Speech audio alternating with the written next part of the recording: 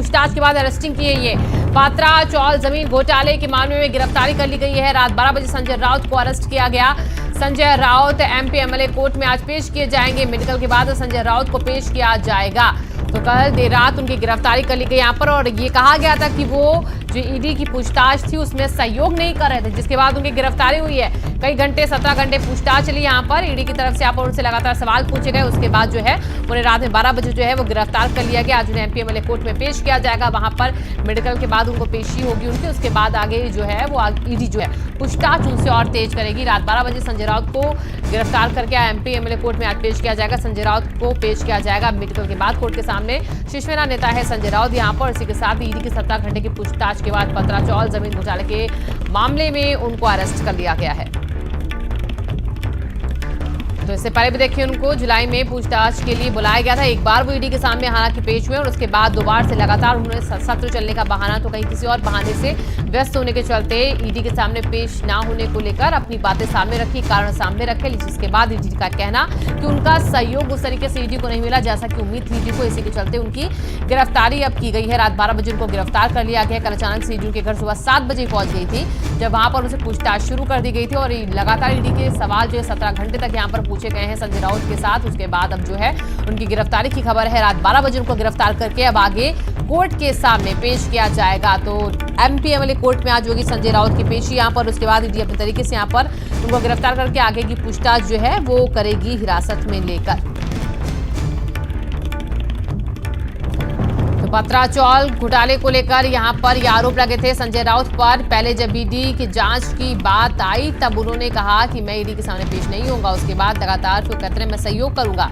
एक बार ईडी के सामने पेश होने के बाद उनकी दोबारा से ईडी के सामने पेशी नहीं हुई। कोर्ट ईडी के बुलाने के पर भी वो वहां पर नहीं पहुंचे थे, जिसके बाद ये एक्शन हुआ ईडी का। और 17 घंटे पूछताछ कल उनसे चली। सुबह 7 बजे से ही देखिए उनके घर के बाहर जो है लोगों के समर्थकों की भीड़ भी यहाँ पर देखी जा रही थी। और उसके बाद गिरफ्तारी।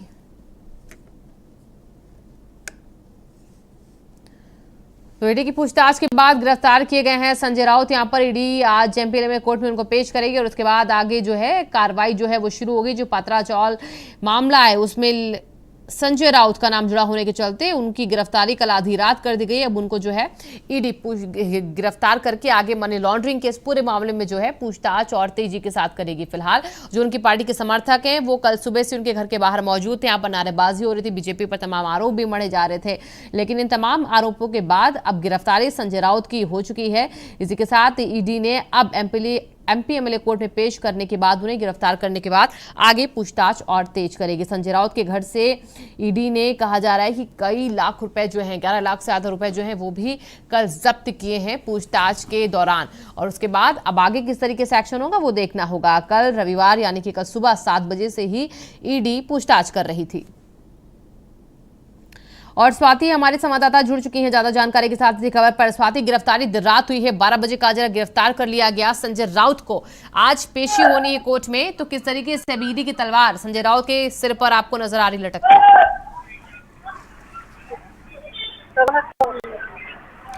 स्वाति, आवाज मिल पा रही है आपको? जी बिल्कुल। देखिए शिवांगी की जिस तरह से संजय राउत के आवाज पर कल ईडी की टीम पहुंची हुई थी और उसके बाद लगातार जो है वो पूछताछ संजय राउत किया जा रहा था, उनके परिवार के सदस्य किया जा रहा था, छानबीन की जा रही थी। और उसके बाद ही शाम को 5 बजे का वक्त था जब संजय राउत को ईडी ने हिरासत में लिया और हिरासत में लेते ही उन्हें ईडी दफ्तर ले जाया गया। और ईडी दफ्तर ले जाने के बाद उनसे लंबी पूछताछ हुई और 12 बजे के करीब यानी देर रात 12 बजे संजय राउत को हिरासत में ले लिया गया है। और हिरासत में लेने के बाद पूछताछ, क्योंकि बार बार संजय राउत को समन भेजा जा रहा था और संजय राउत ईडी के समक्ष पेश नहीं हो रहे थे और इसी वजह से गिरफ्तारी हो गई है। चूंकि बार बार कहा जा रहा है कि जांच में भी सहयोग संजय राउत नहीं कर रहे हैं और आज जो है वो कोर्ट में भी पेशी होगी। चूंकि अब गिरफ्तारी हो चुकी है देर रात, तो ऐसे में जो है अब थोड़ी देर बाद ही बताया जा रहा है कि संजय राउत को ईडी कोर्ट में पेश करेगी। चूंकि पात्रा चौल घोटाले मामले में संजय राउत से लगातार पूछताछ हो रही थी, लेकिन जब कई बार संजय राउत को बुलाया गया ईडी के समक्ष तो संजय राउत जो है एक बार ईडी के सामने पेशी उन्होंने की है। और उसके बाद जब बार बार ईडी की तरफ से बुलाया जाने लगा तो संजय राउत जो है ईडी के समक्ष नहीं पेश हुए। 27 जुलाई को भी ईडी ने समन भेजा था, लेकिन संजय राउत पहुंचे ही नहीं ईडी के समक्ष और इसी वजह से ईडी ने 21 तारीख को यानी ईडी सुबह 7 बजे के करीब ईडी के अधिकारी संजय राउत के आवास पर पहुंचे और वहां करीबन शाम के 5 बजे तक पूछताछ हुई है।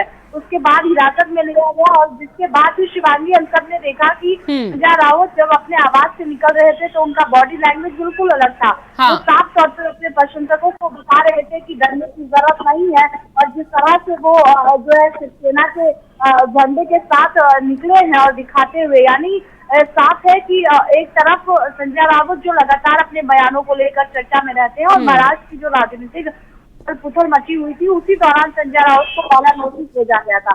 अब जब गिरफ्तारी हो गई है देर रात, तो ऐसे में किसी भी वक्त यानी थोड़ी देर बाद बताया जा रहा है कि ईडी कोर्ट में संजय राउत की पेशी आज करेगी। ठीक है, बहुत बहुत शुक्रिया स्वाति तमाम जानकारियों के लिए आपका।